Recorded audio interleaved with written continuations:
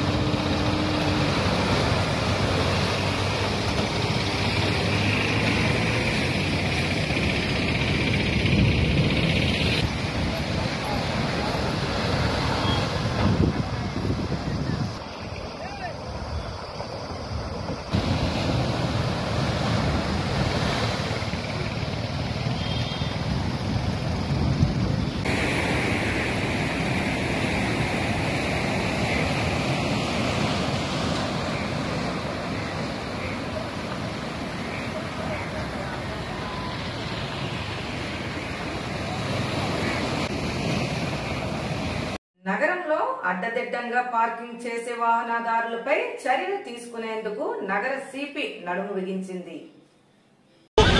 Roads అన్ని కూడా safe గా ఉండాలని చెప్పేసి for all the road users, beat for children, students, employees అందరికి కూడా రోడ్ క్షేమంగా ఉండాలని చెప్పేసి ఆ ఉద్దేశంతో ఈ next 1 month Visakhapatnam city road users అందరిలో కూడా రోడ్ డిసిప్లిన్ రావాలనే ఉద్దేశంతో స్పెషల్ డ్రైవ్ ఏర్పాటు చేస్తున్నాము. దాంట్లో భాగంగా ఈరోజు ఈ అంటే ఎవరైతే illegal parking, wrong side parking, wrong ప్లేస్లో పార్క్ చేసి ఉన్నారో, ఎందుకంటే పబ్లిక్ రోడ్ అంతా కూడా పబ్లిక్ అందరికీ సౌకర్యంగా ఉండాలి.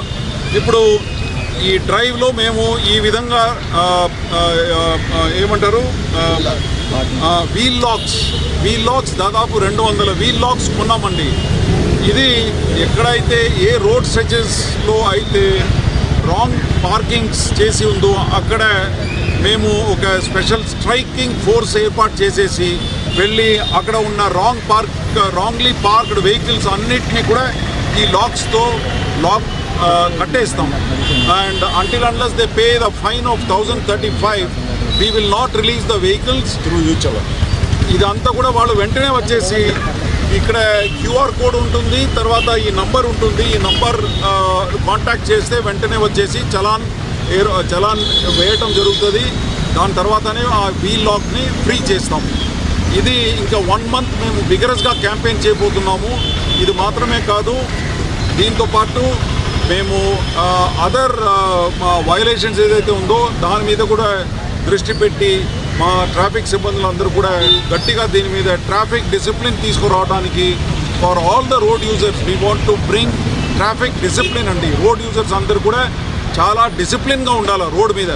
ఎందుకంటే Visakhapatnam city is one of the bad cities in Andhra Pradesh with respect to road traffic accidents. We are losing at least 1 or 2 lives every day on the roads of Visakhapatnam city. ఇది జరగకుండా ఉండాలని ఆ ఉద్దేశంతో ఇదంతా కూడా చేపట్టడం జరుగుతుంది.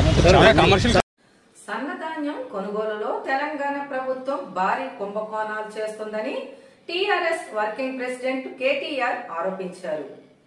ఈ మొత్తం స్కామ్ అర్థం చేసుకోవాలంటే 2 భాగాలుగా మీకు చెప్పాలి. మొదటి భాగం ఏంటి అంటే 35 లక్షల మెట్రిక్ టన్నుల ధాన్యం సేకరణ కోసం పిలిచిన గ్లోబల్ టెండర్లు ఏవైతున్నాయో దాని వెనకాల జరిగింది దాదాపుగా 700 నుంచి 750 కోట్ల స్కాము. ఒకవైపు 35 లక్షల టన్నుల ధాన్యం సేకరణ కోసం పిలిచిన గ్లోబల్ టెండర్లు, అది మొదటి స్కామ్.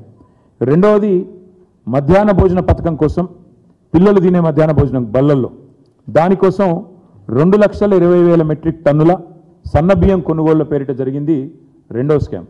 దాని విలువ ఒక 300 కోట్లు. రెండు కలిపితే 1111 కోట్ల కుంభకోణం 1100 కోట్ల కుంభకోణానికి తెరలేపింది కాంగ్రెస్ సర్కార్. కారంపూడిలో గ్రానైట్ అక్రమ రవాణా అయితే సాగుతుంది. ఎన్నికల కోడ్ నేపథ్యంలో పోలీసులు శాంతి భద్రతపై దృష్టి పెట్టడంతో అక్రమ రవాణాలకు దోరాలు తెరుచుకున్నాయి.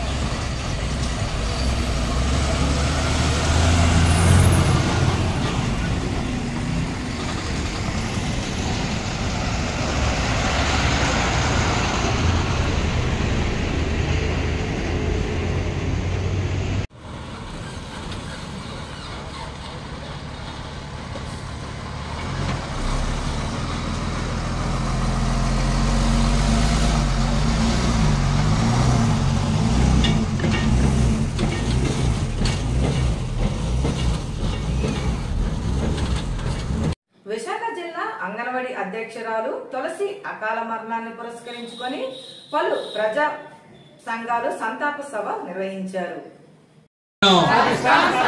జోహార్ కామ్రేడ్ తులసి గారు కోరుతున్నాను. అలాగే సుబ్రహ్మణ్య గారు అంగన్వాడీ వర్కర్స్ యూనియన్ రాష్ట్ర ప్రధాన కార్యదర్శి రావాల్సిందిగా,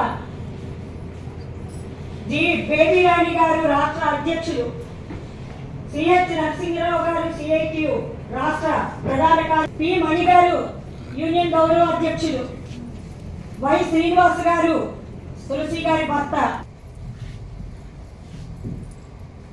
పద్మ గారు యూనియన్ కోశాధికారి,